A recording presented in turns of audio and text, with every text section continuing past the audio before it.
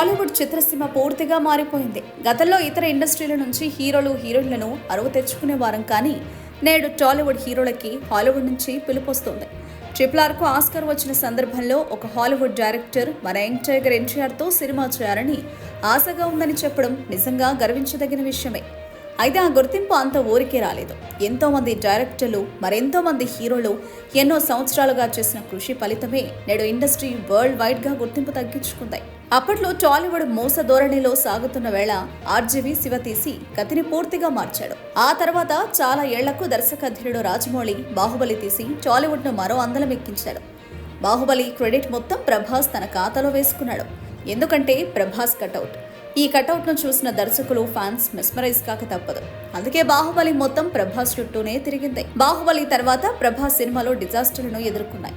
అందులో సాహో, రాధేశ్యామ్, ఆదిపురుష్ ఉండగా ఇవి కేవలం ప్రభాస్ కు ఉన్న ఇమేజ్ తోనే నిర్మాతలను అప్పుల ఊపి నుంచి బయటపడేశాయి. కానీ సినిమాలు మాత్రం డిజాస్టర్ గా మిగిలాయి. ఇక ఇటీవల వచ్చిన సలార్ ప్రభాస్ ను మళ్లీ పట్టాలెక్కించింది.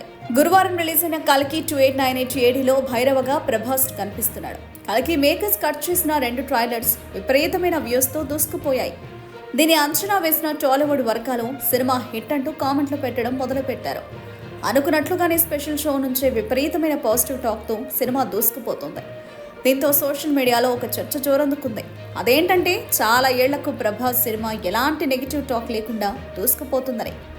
బాహుబలి సిరీస్ ముగిసిన తర్వాత ప్రభాస్ సాహోకు కమిట్ అయ్యాడు. ఇది అత్యంత భారీ బడ్జెట్తో ఫుల్ విఎఫ్ఎక్స్తో వచ్చింది. సుజిత్ దర్శకత్వంలో వచ్చిన ఈ సినిమా మిక్స్డ్ టాక్ సంపాదించుకున్నా ఆశించినంత బాక్సాఫీస్ మాత్రం దక్కించుకోలేదు.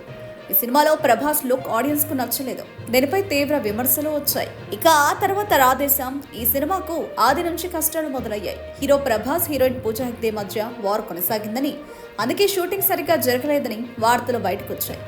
ఇక దీని చుట్టూ రూమర్లు వినిపించాయి. సినిమా కూడా ఆకట్టుకోలేకపోయింది. ఇక ఆదిపురుష్ విషయంలో ఎంత తక్కువ మాట్లాడుకుంటే అంత మంచిది. ఫస్ట్ ట్రైలర్ రిలీజ్ అయినప్పటి నుంచి సినిమా థియేటర్ల నుంచి ఓటీటీలోకి వచ్చే వరకు ట్రోల్స్, విమర్శలను ఎదుర్కొంటూనే ఉంది.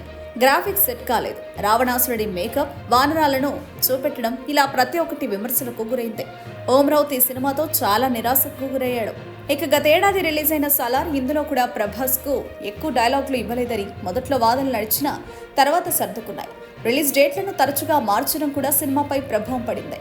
మేకర్స్ పర్ఫెక్ట్ గా ప్లాన్ చేయడం వల్ల మూవీపై పాజిటివ్ బజ్ క్రియేట్ అయింది.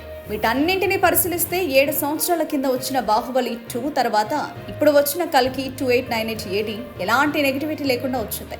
ప్రతి ఒక్క అంశంలో ప్రభాస్ ను సెంటర్ ఆఫ్ మూవీగా తీసుకుంటే ఇలాంటి కామెంట్స్ కానీ ట్రోల్స్ కానీ లేకుండా వచ్చింది. కల్కి ప్రభాస్ కెరియర్లో మరో భారీ బిగ్గెస్ట్ హిట్ అయిందని విశ్లేషకులు అంటున్నారు.